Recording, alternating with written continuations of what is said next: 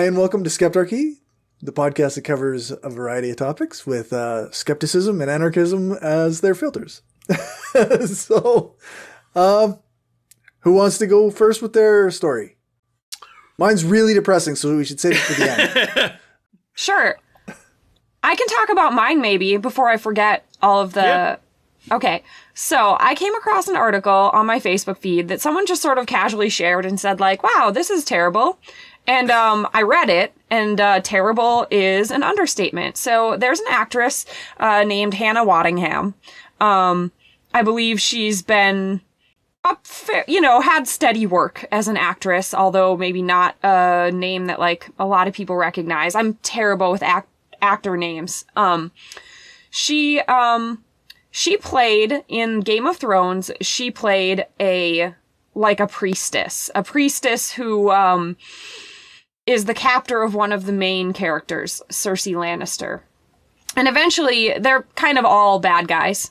Cersei is a bad guy. The priestesses are bad guys. Everybody's a bad guy. But eventually, Cersei gets her revenge, which involved waterboarding the priestess. And this actress was actually forced to be waterboarded on set for 10 hours. What? And they used approximately 30 seconds of that film in the show. Christ. So she delivered... Sounds like it was worth it, hey? Yeah. She said it was the most horrible and traumatic experience of her life other than the day she gave birth. Wow. Yikes. She said it was horrible because she was actually strapped to a wooden table the whole time, like the whole 10 hours. Oh, God. And so she gave an interview, and like the tone of this piece, like, is that she's trying to be kind of like cheerful about it. But mentions that she's had to have a lot of therapy, because it's been very traumatic and she has problems with water now. Right. And I just... That's messed up. It's so messed up. Like, I don't even know what to say about it. Like, she describes, like, everyone knew what was happening. Like, the staff that were facilitating it were like, this is really hardcore. Like, what are we doing? And, like, the director would just, like, walk by with tea and be like, you doing okay, hun? And she'd be like, no, not really. The answer to the question is no. Describing, like, I think she even mentions, like, she was going in and out of consciousness a number of times. Like, in what universe was this necessary in any way? Like, why did anyone think that this was appropriate, acceptable, necessary to get anything of artistic value? Like, this is... And, like, I watched the show. I don't even remember that happening. And, she describes, like, trying to get through it and being like, oh, this isn't what I signed up for, but, like, you gotta do it, and it's for the art and whatever. And then being, and then when she saw it come out on TV and watched it and saw it was literally 30 seconds of, like, throwaway, that was, like, especially devastating for her, because she was really, like, trying to hold herself together on the idea that it was important. And it made me think of Emilia Clarke, who was a star of the show, a pretty well-known actress, definitely one of their star power people, had a stroke. Well, actually had 2 strokes during her career filming Game of Thrones, which was like from her ages of like 24 to 31 or something. She didn't have the strokes like while she was on set, and one of them was actually in the off season, but she came back to work in just a matter of weeks, and she also has given a number of interviews, and there's been a book about it, of her trying to film being a, like the second stroke, they put titanium plates in her skull. Like, they had to do full brain surgery, and she went back to set just a few weeks later. And these are, of course, a lot of her scenes were in the desert, like 12 hours a day in the desert. And And she describes regularly thinking she was going to die while she was filming those scenes, and having to, like, every time they hit cut, she would have, like, her makeup people come hold her hand because she thought that she was going to die, and she asked them to just please hold her hand so she could try to push through it. And, you know, I've read or I've heard anecdotally, and I tried to research this, and I can find very little because there are unions for, you know, there is the Screen Actors Guild, and there are unions, and yeah, it's also pretty well known that, like, American productions are horrendous as far as their treatment of people. There's been a lot of pushes among not actors, but among, like, all the set staff and stuff. I'm really not a film person, so I don't know a lot of the words for this, but the long hours, there's been so many people that have died falling asleep on the way home, because apparently, like 14-hour days, 7 days a week are like the bare minimum. And they'll often have like a 4-hour turnaround of when filming gets done and when you have to come back. And there's been so many people that have died because of this, trying to get home from set, that there's been a number of pushes to try to get like 12-hour day maximums and stuff like that. And they've all been totally unsuccessful. There's a couple directors, and this is pretty much all managed by the director. Clint Eastwood is known as being like one of the only directors who actually treats his employees humanely. He has like a policy, probably not 5 days a week, but he has a strict 8-hour day policy, and he's like a very organized director. So like he's well known, you know, like producers like him and stuff, because he's well known for getting things done on time and under budget all the time. So it's like not really necessary if you know what you're doing. And there's a couple other directors out there that have like good reputations, but I didn't really recognize their names. There's other directors that have bad reputations, but like it is possible. And like other countries do a much better job of this than American productions. And there's been some conflict with American productions filming in Canada. As you know, that's kind of like been a thing because there's been tax breaks. It's like kind of a trend right now for American stuff to be filmed in Canada sometimes. There's been a lot of conflicts about, because like a lot of their labor practices are illegal in Canada.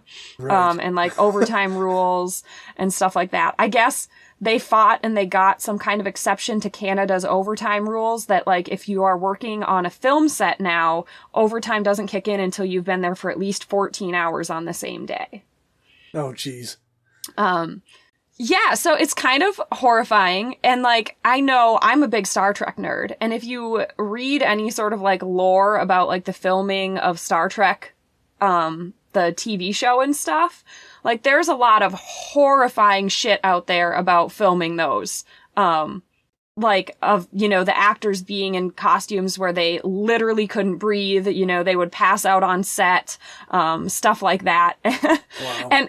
And working, like, you know, just days that were, you know, 14-hour days, 7 days a week to try to get a season out, because seasons back then were like, you know, like 30, 40 episodes all the time, right? So, I'm not sure it's gotten much better, but that's one reason to not be pissed off about, you know, 10 episode seasons, is because better working conditions. Yes, some of that is better working conditions for people. If you look back on some of the beloved shows of like the 80s and 90s, like the working conditions were appalling for people. And like, you know, when you're doing a movie, yes, it sounds like those working conditions are pretty appalling too, but at least it's only for maybe 3 months at a time instead of, you know, the whole year. Yeah. Yeah. And so, and one of the problems is the higher star power you have, if you're a director or you're an actor, they talked about like, you can be insulated from this stuff because you can have your own trailer and you can go nap. You will get driven to and from set, so you won't have some of the fatigue issues, right? And so there's sort of like a splitting of the worlds that they operate in, so you don't have as much of a united front on the working conditions and how awful it all is. And of course, you know, if Emilia Clarke was out in the desert for 14 hours, so was everybody holding the cameras, and all of the set people and all of those people too were in the desert for 14 hours in 102-degree heat with no shade, right? So, yeah, the working conditions of people on television are really awful. And like, I am just so horrified by It just seems like maybe the Game of Thrones people were particularly awful, which is just another mark against that series, which ended terribly and I think is generally reviled by the internet at this point. So. Yeah, well, I mean, there was lots of people talking about some of the gratuitous sexism and stuff going on within the show, before even the last couple seasons, when it was like, I don't know what, it got really, really bad. Yeah, I don't know. This is like, I don't know, just awful. I just can't believe, yeah. You don't think about it, like when you're watching a show, you don't always think about the things that the actors go through to make that scene happen, right? But to be waterboarded for 10 hours is pretty intense. You don't think that to make a 30-second waterboarding scene that someone was actually being waterboarded, and you definitely don't think they were being waterboarded for 10 hours straight, because that would be ridiculous. Why would anyone ever do that? Why would you have to do that? You wouldn't have to do that. You could get that scene in one take. Like, yeah. Yeah, it's just awful. Like, I feel so bad. Like, the tone of this interview, I just really read it as like, she's trying to be like cheery and understated about it. And I'm just like, you poor thing. Like, right. Oh, and she was like, apparently just like full of horrible bruises from this. She had no voice and she's like a singer as her other job. Because of like they were making her scream for the whole 10 hours. And I know that is a big deal with voice actors, because the Screen Actors Guild and like the voice actors and announcers, their unions merged not that long ago. So I've definitely heard stuff about voice actors. And I think they've been more successful in some of their working condition stuff, because with video games and stuff, like all the like screams and stuff that they make people record, it can really damage your vocal cords. And I've definitely read a number of articles about successful pushes against like repeated long sessions of some of that stuff that can be really damaging. So yeah, it's really weird that like what is the union even doing then? Like, or is it like, why have a union if they can't fight against your boss? To like, maybe the union, whoever's in charge of that particular union, needs to change so that they can do something differently. It sounds like the main wins that I found were that they're kind of constantly fighting a compensation battle. Like, they're just constantly stuck with studios and all the other powers that be trying to find new ways to make sure they don't have to like pay residuals to people and take a bigger cut of profits and things like that. Yeah. And there have been, some threats of that and stuff too. And there was the writers' strike in 2008, which was kind of a big deal. So yeah, it's and the Screen Actors Guild I think they did a bit of a solidarity move with the writer's strike that year. But, of course, all that did was bring us an explosion of even more reality TV, unfortunately, because it was somewhere where you didn't have to pay unionized writers. Yeah. So, yeah. Stop consuming reality TV. They keep finding ways to weasel around it, And so I think that's the problem. I think the Screen Actors Guild has been very focused on compensation problems. And, they should be doing more, I would hope. Yeah, there's got to be something going on that's stopping them from being able to achieve certain goals. Like there's a block somewhere along the line. Yeah, and I just, I cannot believe that I could not find more resources about, even their own, are they not promoting themselves? Do they really have no wins that they could tell us about? Are they not, Right. Is nobody, I had to dig so hard to find any information about some of this stuff. And I don't know why nobody is talking about this. They've occasionally had stuff like the TV show Longmire. Somebody died driving home from one of the sets. And, then the production crew got a charter bus to take everybody home to the hotel every night instead of having them drive. And it's okay, well, after someone died, thank you. And on one set that probably no one will ever replicate that ever again unless they're forced to. Right. And of course, a lot of the people are paid as independent contractors too. A lot of the staff on site are paid as independent contractors. So there's an even bigger layer of protection from liability of any health problems they have on set, any injury problems, right? Like there's a whole, because all of independent contractor shit is mostly bullshit designed to enrich people who don't need to be enriched. Yeah. It's gig work and unpaid interns and oh yeah, tons of unpaid labor on these film sets as well and TV sets. Yeah, so it's great. Capitalism's great. It's going super well for people. It's really good for art too. Yeah, for sure. Yeah, I feel so conflicted, and I know, like, I feel like on the left, I'm just not. I understand that like art is important and that we all like. That we all consume art and media and all of that. But I just like, I look at some stuff, like I just look at all the people and like the billions of dollars we spend at like the end of a superhero movie. And I'm just like, I don't like this. It makes me feel icky. I don't think we should I think it's a little bit the disconnect too of like, my job is trying to feed people for virtually no wages, right? And so that's just like so directly connected. It's like a very grounded, directly connected sort of thing. And it's like, but we'll employ, 400 people on a movie and spend billions of dollars so that people can sit through an hour and a half in the movie theater. Like just, we have to be able to get good art without having to spend hundreds of billions of dollars on superhero movies, right? Like, is that really that out of line to think? You would sure think that would be a thing, but who knows? Yeah.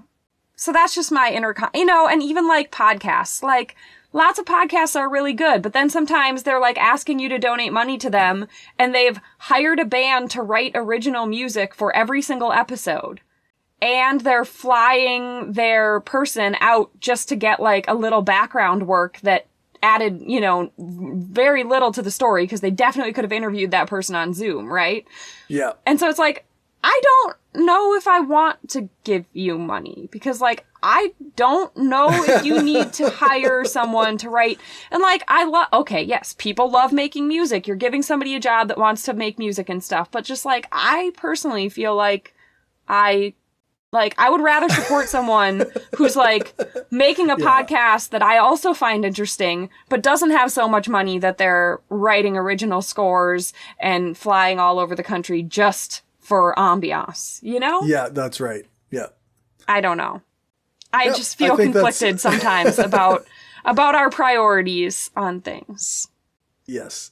I think that's fair. I don't feel bad about not giving money to a variety of podcasts when I know they have like big sponsors or whatever. Even if they have a Patreon as well, I'm like, okay, but you're an iHeartRadio affiliate and you have this ad for earbuds.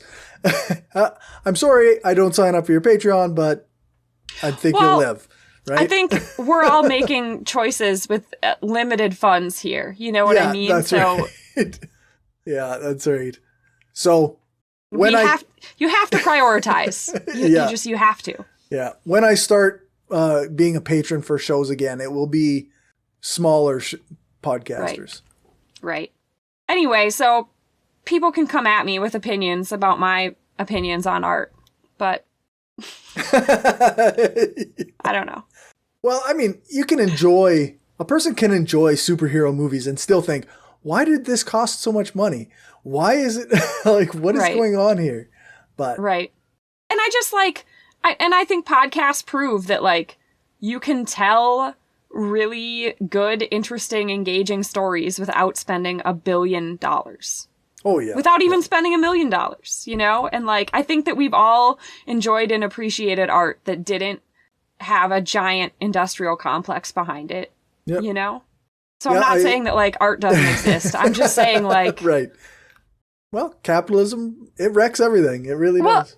It distorts everything, right? Like capitalism just wildly distorts the value of things and priorities of society, you know? And it's just kind of terrifying and gross. Yep. Anyway, so that's me. That's my topic. That's my rant for the day. Don't waterboard people, just like as a general rule. Yeah. Don't waterboard people. Probably a good idea to not do that. Yes. Yep. It's my takeaway. That's fair. Do you have a story or something to cover there, Kevin? Nothing in particular, though I did find something rather disturbing related to your story. So I'm going to let you go over that, and then I will add in my little bit because it's very frustrating. Okay, so recently in Kamloops, on the site of a former residential school, there was 215 children, the remains of 215 children found. At this time, they do not know if these children were documented as that they had died. So there are 215 families out there who their children went to residential school and then disappeared, and they never saw them again. So I think from what I saw about this was all done just via some sort of ground radar systems. Yes. Like they have not done any excavation. Yeah. Do you know if they're planning on it? Because I know sometimes a lot of indigenous cultures really frown on that.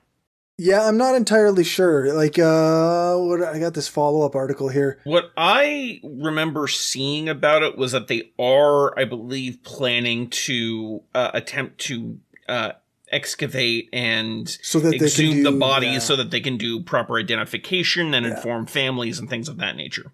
Okay. Yeah, I think it's just kind of like a burial common... rites haven't been done, so... Yeah, I think it's kind of like a common white people assumption to just be like, of course we excavate now, but that's... Yeah, well, in this case, this wasn't a burial ground that was sanctified by the native people for the sake of burying the members of their band or their group. It was native kids who were buried by white people who essentially murdered them. There's a quote. There's a quote here from what's his name, Bobby Cameron, who is from the Federation of Sovereign Indigenous Nations, and he said, "It's a lot of heartache to have children as young as 3 years old just totally disrespected, disregarded, just thrown into the ground without a proper burial." So, is this entirely native led, or at least native input is heavily factored in here, or it almost sounds like it's led by them? Yeah, it was the Tk'emlúps. I'm so sorry about that. My pronunciation is terrible. The First Nation was the one that did the radar, and then they're the one that found it, knew checked this ground, and then they're the ones leading this. So good. Yeah, good. I mean, but this is a thing now too, because we have these residential schools all across Canada, right? So we have to actively go looking at every single site to see if there's bodies there. The one that closed in the 90s here in Saskatchewan, since it closed, they have found 35 bodies at the school. So they're continually checking as they can go deeper and examine it better, but it's gross that we have this problem that we keep. It's just so many children too, it's so many, and I just can't imagine, I mean, probably this single school was maybe open for 100 years or something. Between probably longer. 1890 to 1969. So not even 100 years. So that's 80 years-ish. Think about how many kids that is dying every year. You have kids dying. Yeah, regularly. And nobody's every saying anything. Months. And nobody's doing anything, and they just discard the bodies. Like they don't matter. That's so awful. Yeah. The Truth and Reconciliation Commission issued its final report on residential schools 5 years ago, over 5 years ago, and they accounted for at least 3,200 children who had died and from abuse and neglect. So that's quite a few. It's just awful. And that school didn't close until like the 70s or something, right? The one in question, the one 1969. Okay. Oh no, it closed its doors in 1978. Yeah. Okay. It operated from 1890 to 1969, and the federal government took over the operation from the church to operate it as a day school until 1978. So it wasn't a residential school after 69. But still, like, these people could have living siblings, these kids. Oh, yeah. Have, you know, brothers and sisters who are just like, yeah, my brother just never came home. Yep. Yeah. I can't believe that the government can get away with that, though, too. Like, just like, oh, yeah, well, we just don't have any. They're gone now. And just not, like, how can they get away with that? I don't understand. Like, the thing that I don't get is how are we going to make amends for this? How do we show that as a country we can do something? I don't know what to do. But you know who should know what to do? Justin Trudeau, our Prime Minister, the person with power to actually do something about this stuff. And hundreds of reserves across Canada still don't even have clean drinking water. So, I mean, maybe to start off with, if we're going to actually admit that we've done this wrong thing to Indigenous peoples, we could maybe work towards getting them some clean water for drinking at their homes. Mm-hmm. Mm-hmm. But yep. There is, I was listening to something, there's this program called Cash Back, where there's reserves in, I want to say New Brunswick, but I don't know for sure, where they have like these kind of plans to get money out of the system because of the land use that the government the land is using Indigenous land, right? It belongs to the various nations that resided there. And it was never ceded, and it was never given over through any kind of treaties or anything. Mm-hmm. So, in a sense, any money made on those lands should have some compensation back to the nations that live there and that own it, right? Mm-hmm. If we're going to use like Western capitalist, European, whatever, standards, they own the land. So yeah. we really got to, but it's getting a lot of pushback from obviously provincial governments because nobody wants to give up their money to the Indigenous peoples. Right. No, nobody actually wants to put their money where their mouth is. Yeah. And in Saskatchewan here, we actually just had a First Nation up north had to have a barricade, or has to have a barricade currently, because mining companies are coming up there on their land without their permission and setting up mines for uranium. Jeez. So the government, the provincial government gave the mining company permission, but the First Nations didn't give them permission. And it's their land. Canada's a fake country. We stole this land. We don't belong. This is ridiculous. It's frustrating. Yep. Absolutely absurd. Did Canada have a Native American baby scoop era? So this is something that happened in the US and that also happened in Australia very heavily, with like this almost like systemically forced adoption regime. Oh, yeah, sort of. We sort of have, like, through our social services, we've had a disproportionate amount of Indigenous children are taken from their parents and put into the foster care system.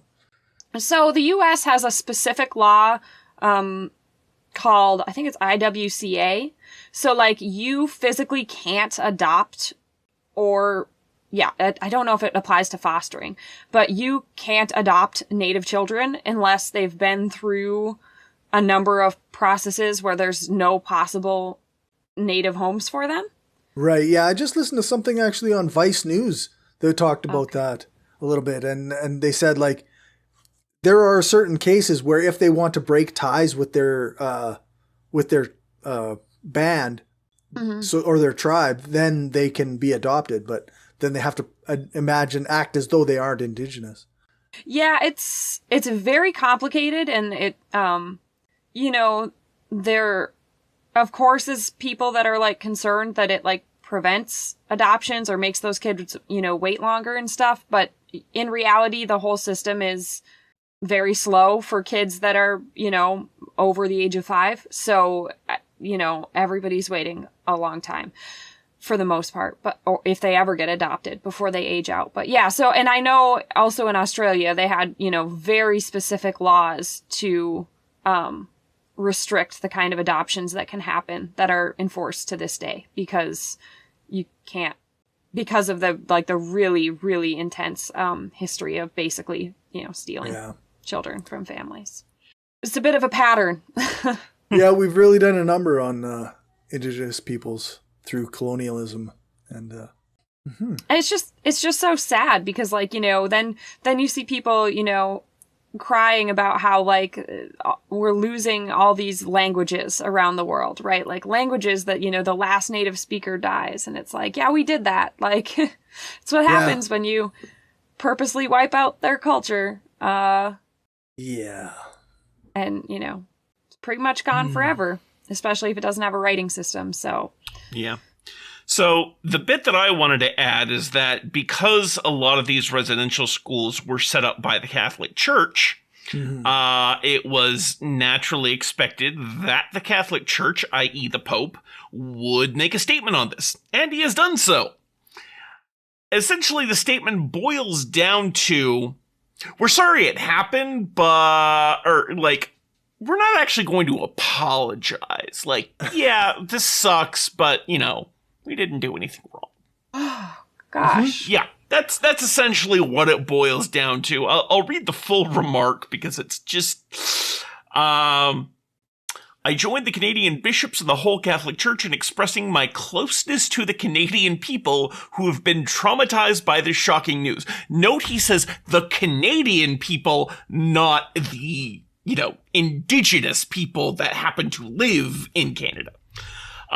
This sad discovery further heightens awareness of the pain and suffering of the past. Like the language here, and I realize this is translated from Italian, but still, it's. I think that you could still word it better, right? Like you could. Yeah. Still, there are definitely better words.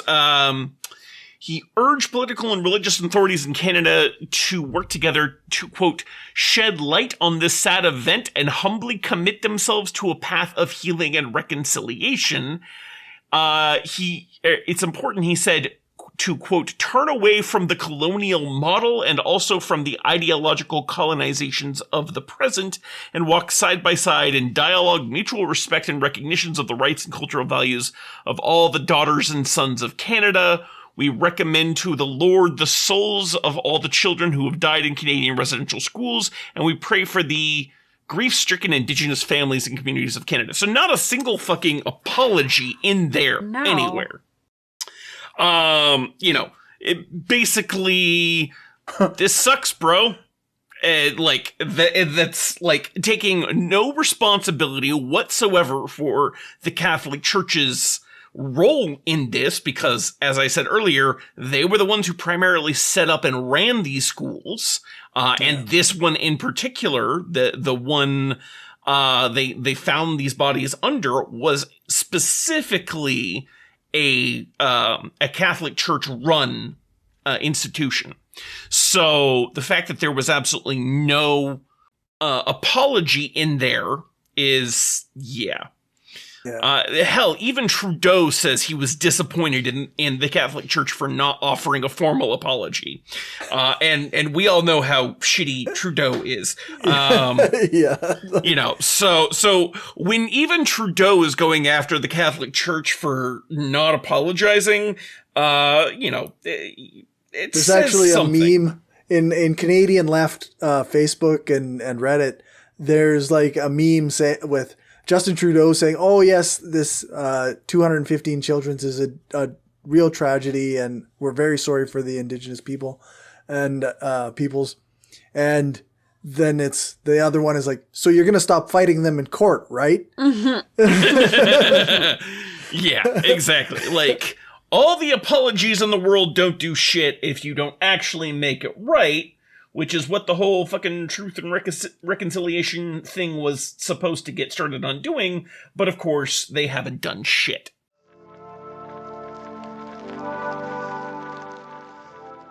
Godless grifters, how the new atheists merged with the far right. Sure. Oh, yes, please. That sounds delightful. All right, let's see. Sam Harris, Richard Dawkins, and I don't actually know who Steven Pinker is. That name I'm not familiar with. He wrote Better Angels of Our Nature, kind of a history book about how everything's actually getting better. Mm-hmm. Which I mean, in many ways, he made a really good argument, but he also framed a lot of stuff really poorly. So, yeah, I think there was some merit to kind of talking people off a ledge of like, everything is horrible and the world is imploding. You know what I mean? Like, I get, trying to put things in perspective for people, but you can't then use it to try to erase anyone's concerns about what's happening today.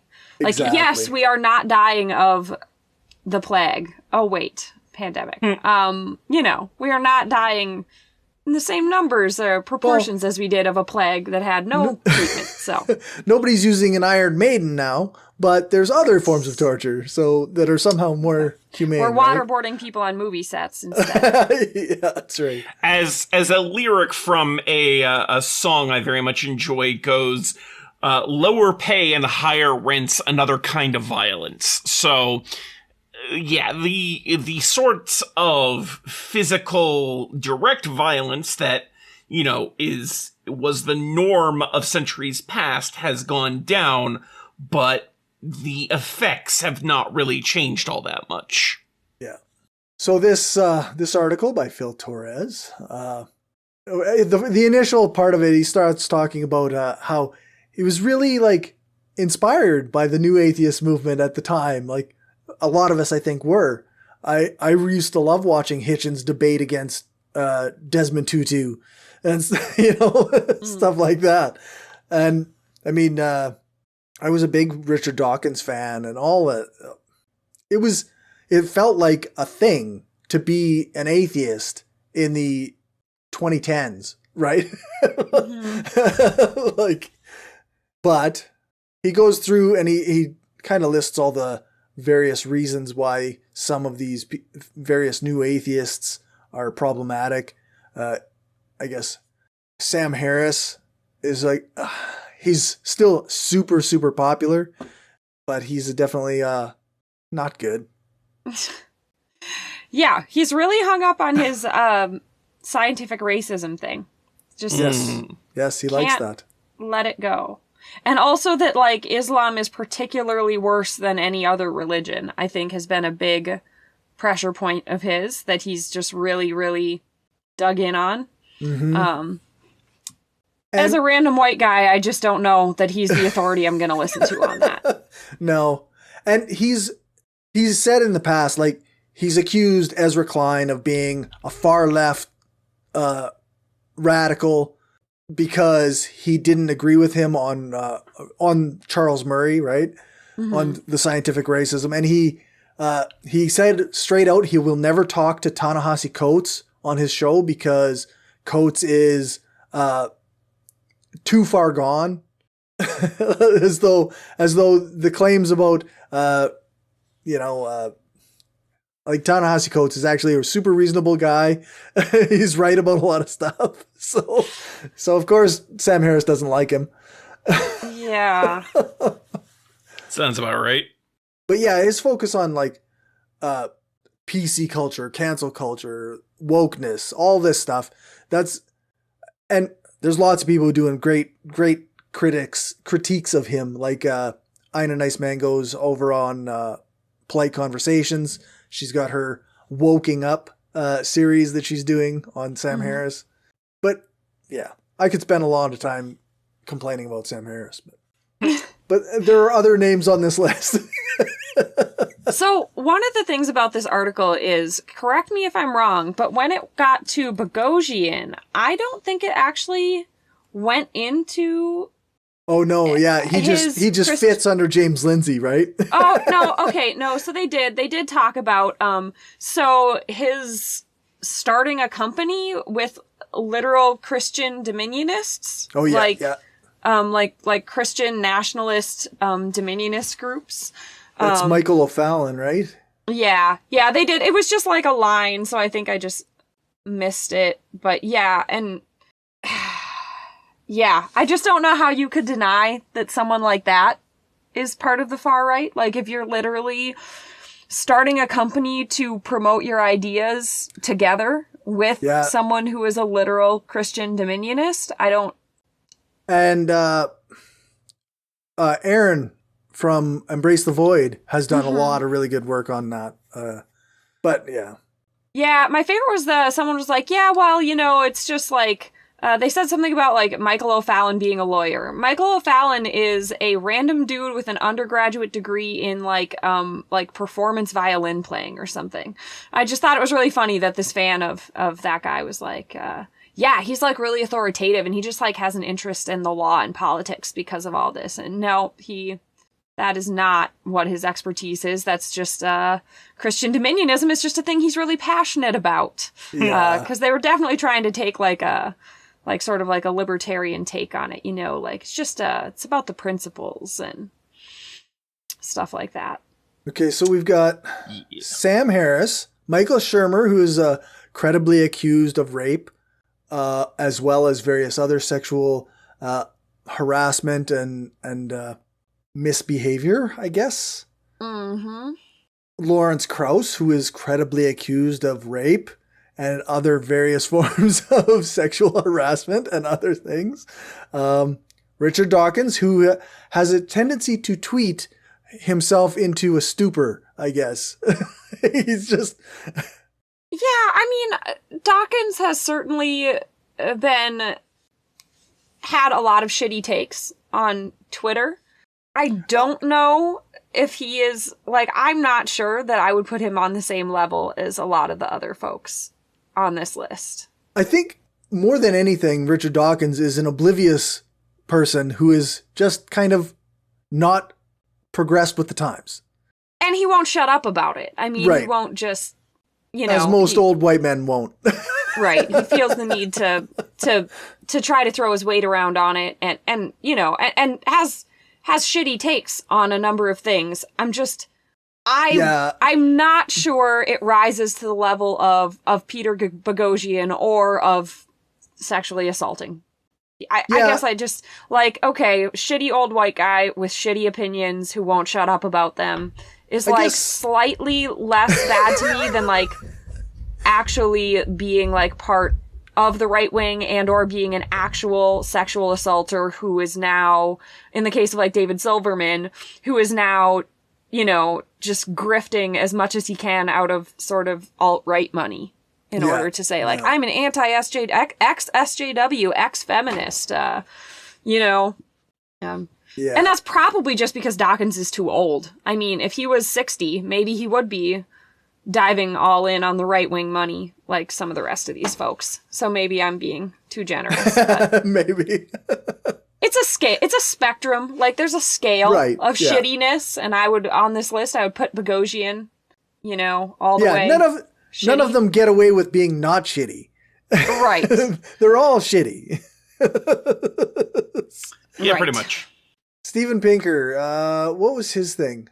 Claimed that rape is often overreported.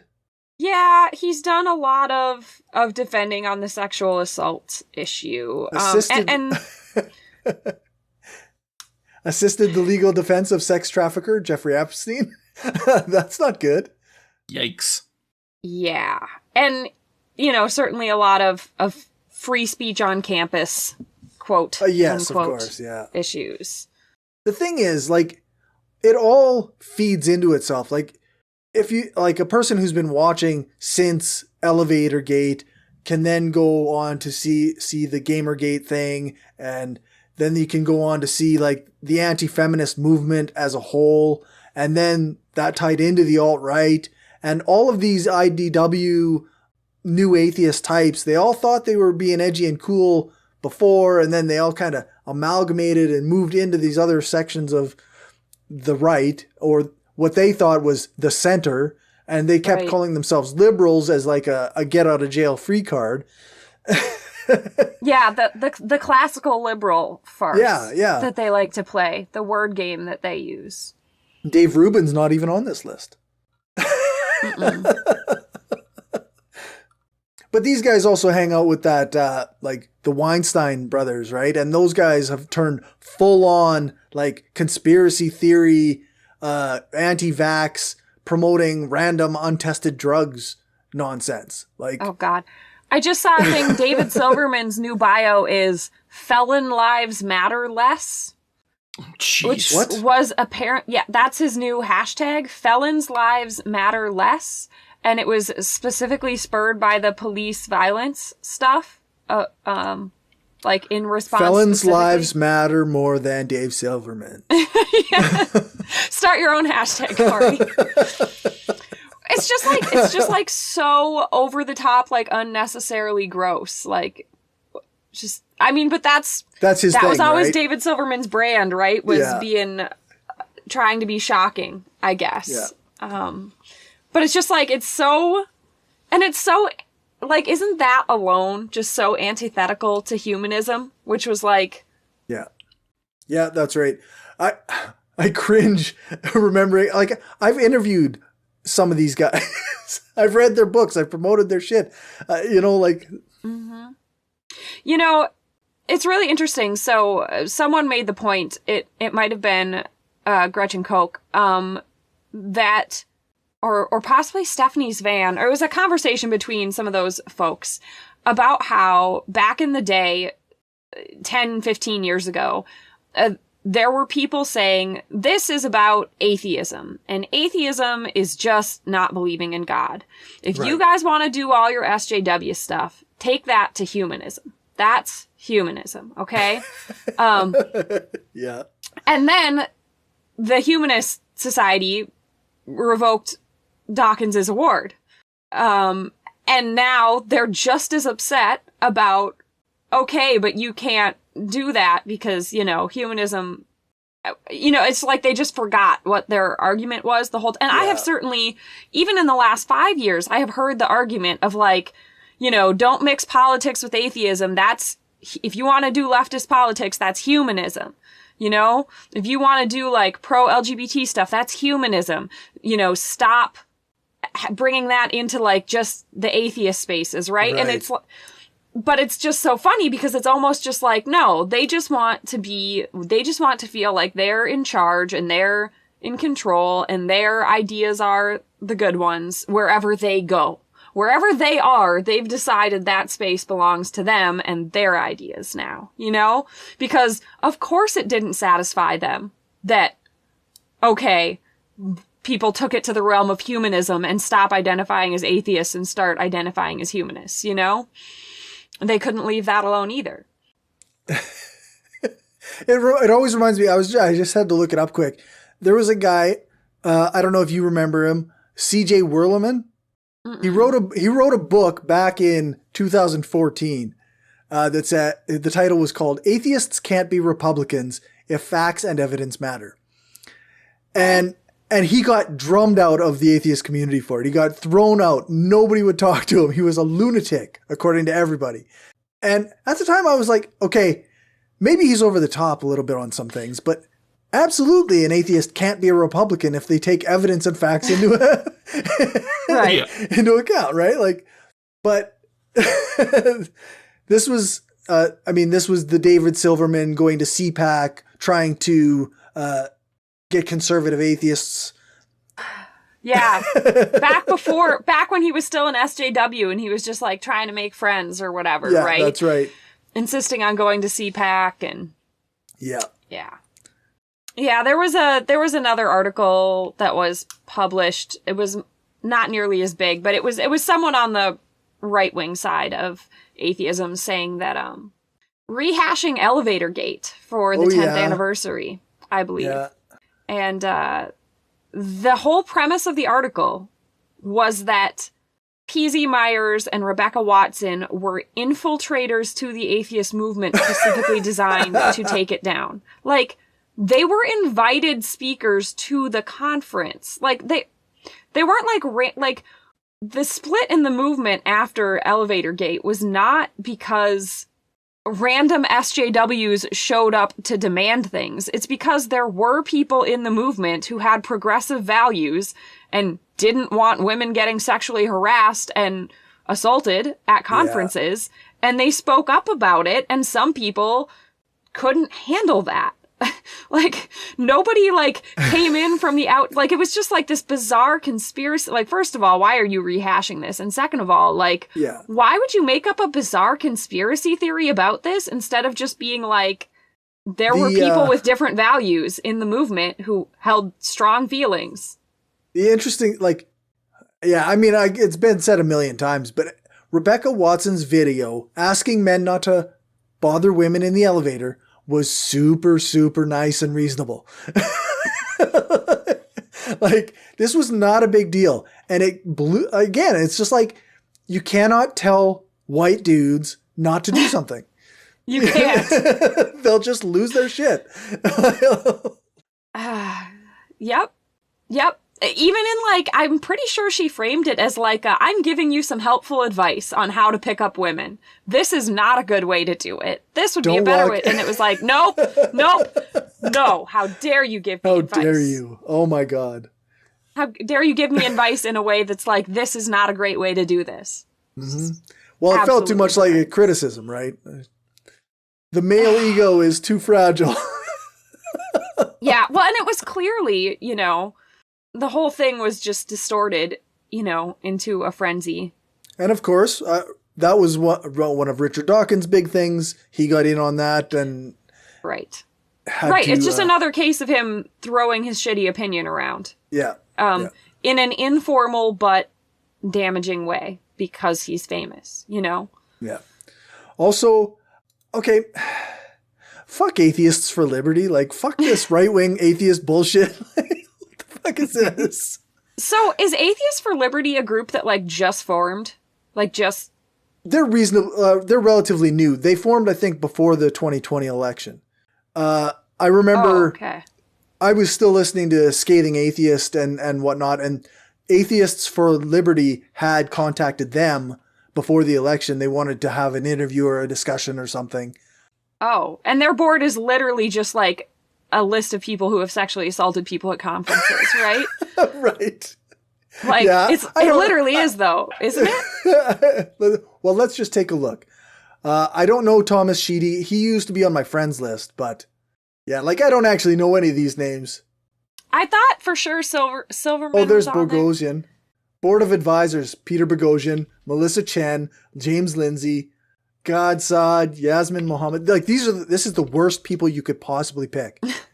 These are bad people. David Silverman, Michael Shermer. Yeah, I think I just saw Silverman and Shermer and I was just like, oh, I know the price of admission to this club. Yeah. No, these people are a joke. Yeah. Come at us, Atheists for Liberty, you fucking scumbags. Stirring shit to get fans. Yeah, I don't want anybody that would read their stuff to be our fan. No, thank you. No, I just yeah, and once again, just like the digging in their wrongness, and it's like, well, now we'll form our own group, Yeah, that's right. And the sad thing is like there's still such a financial imbalance. that, like, it's possible they could have a decent-sized impact on things if they stay committed, because there is a significant financial imbalance in Well, it's like these James movements. Lindsay. James Lindsay has literally impacted the like Donald Trump. Like he's the reason that Donald Trump mentioned critical race theory, right? So it's not like these right-wing nut jobs don't have an influence, right? No, they do, and that's what's scary, you know? Yeah. Yeah, it's That's all right. Someday we'll all be rich, and then we can have power and influence, right? no, we won't. We can hope. Maybe. That's it. We just work hard. That's what I've been told. If we just work really hard, right, guys? Yeah. Oh, yeah, totally. Mm-hmm. I'm gonna, yeah. It's just if I get a third job. Maybe if I get a third job. That'll be the one that gets you rich. Yeah, right? then I could be as Have you stopped influential. buying avocado toast? No. Well, that's your problem, right there. You're still with the avocado toast. Okay, legit though, the recipe app that I've been using must think avocados are way cheaper than they are, because it is obsessed with avocados and cilantro. Either that or like Big Avocado did a deal with them, which is like completely possible. Like that's totally the kind of thing the Dairy Checkoff would do, is like have a collaboration where they make sure they have tons of recipes that include cheese. Like the Dairy Checkoff would totally do that. So I legit think that Big Avocado is working with the Me Lime app to make sure I buy 17 avocados a week and that they all go bad. Like avocados aren't that cheap in Minnesota. Okay, yeah, no. We buy And they zero go bad avocados very at quickly. my house. Well, because you can only get them in a bag here, so you can't even buy individuals. Yeah, you got to buy a bag of like 6. That's terrifying. How would you ever use 6 avocados fast enough? You just have to eat only guacamole and just power through it. But even guacamole is like, it's more effort than just jam or something else, right? Oh, yeah. So, yeah. So anyway, you're rich because you don't buy bags of avocados. Well, I'm not rich, but that's because I waste my money in other ways. Like I buy coffee outside of my house. You buy coffee? It's no wonder. It is no wonder. Yeah, that's right. Oh, gosh. All right. Well, we've descended into sarcasm. I think it's time to call it a night. Yeah, probably. Probably a good idea. I'm just really hungry now, so. You can find us at skeptarchy.com. Our podcast, our Twitter is at skeptarchypod. My mouse doesn't want to work. There it goes. Our Facebook is facebook.com/skeptarchy. And our email is skeptarchy@gmail.com. You can find me on Twitter at AncomPsychom, or over on Twitch at Anarchist Laboratory. I'm on Twitter at More Cowbell, and I am Dell on Earth on Facebook. And I am Skeptical Lefty on Twitter, or facebook.com/CJBrainstorm. All of our links are actually going to be in the show notes from now on, because I created a doc. Nice. Amazing. Yeah, I had... Incredible. I had an extra 10 minutes, and I was like, hey, I'll do this thing that's useful, and I won't have to do it every single time. All right. There you go. Thanks for joining me, guys. Excellent. Yeah, thank you.